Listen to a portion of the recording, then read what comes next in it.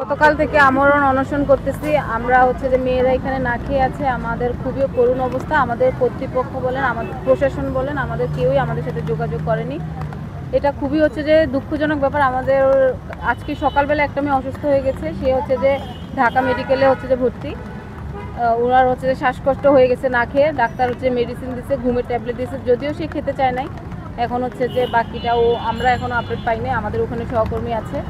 আর আমি একটু নিয়োগ প্রক্রিয়ার ব্যাপারে বলতে চাই। অনেকের একটা ভ্রান্ত ধারণা আছে প্রকল্প নিয়ে, যে প্রকল্প তো আপনারা চুক্তিভিত্তিকভাবে হচ্ছে যে এটা চুক্তি করেই এসেছেন, তাহলে কেন হচ্ছে যে আবার রাজস্বের জন্য চাচ্ছেন? এই জিনিসটা আমি একটু ক্লিয়ার করি।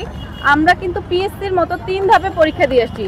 অনেক প্রকল্প শুধু বাইবা দিয়ে তারপরে হচ্ছে যে প্রকল্পে নিয়োগ পায়, কিন্তু আমরা হচ্ছে যে 3 ধাপে রিটেন দিয়েছি, আমরা হচ্ছে যে কম্পিউটার প্র্যাকটিক্যাল দিয়েছি, আমরা বাইবা দিয়েছি। 3 ধাপে পরীক্ষা দিয়ে আমরা এই চাকরিতে এসেছি।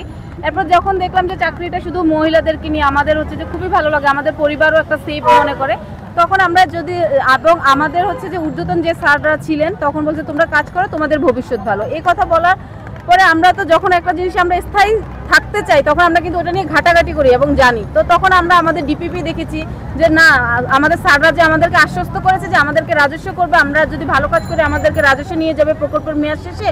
তো আমরা সেটা ডিপিপিতে উল্লেখ ছিল, সেটাও আমরা দেখেছি। তো আমরা সেই আশায় আমরা অন্য কোথাও হচ্ছে যে চাকরির জন্য চেষ্টা করিনি, আমরা মনোযোগ দিয়ে হচ্ছে যে কাজ করেছি। আমরা একদম প্রান্ত, মানে একদম হচ্ছে যে গ্রামের প্রান্তিক। আমি পাহাড়ের অভিজ্ঞতা বলি, পাহাড়ে হচ্ছে যে মেয়ে মানুষ হয়ে আমরা মোটর সাইকেলে 2 জন করে সেখানে যে প্রোগ্রাম করতাম, হেঁটে হচ্ছে যে প্রোগ্রাম করতাম। ইভেন যারা হাওড়ে থাকে, যারা হচ্ছে যে অনেক কি জানি বলে প্রত্যন্ত অঞ্চলে থাকে, দ্বীপে থাকে, তারা হচ্ছে যে নৌকা দিয়ে এরপরে হাঁটু সমান পানি পার হয়ে হচ্ছে যে কাজ করে গেছে, লক্ষ্যমাত্রা পূরণ করে গেছে। কিন্তু 5 বছর পরে আমাদের রেভিনিউ সেই আশ্বাস দিয়েছে যে সেটা আমাদের পূরণ করে। নারীর ক্ষমতায়নে তো এই প্রকল্প, ইভেন আমাদের উপদেষ্টা কিছুদিন এই গতকালকেই দেখলাম নিউজে যে আমাদের উপদেষ্টা একটা প্রকল্প হচ্ছে যে নারীর ক্ষমতায়নে, সেটা হচ্ছে উদ্বোধন করেছে।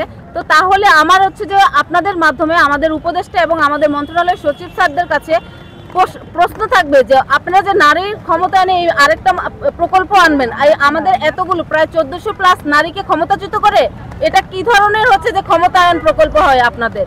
আমরা কিন্তু হচ্ছে যে মানে ট্রেনিং প্রাপ্ত এবং এতদিন ধরে কাজ করে আসছি, আমরা বার্ডের মতো বিভিন্ন জায়গায় আমরা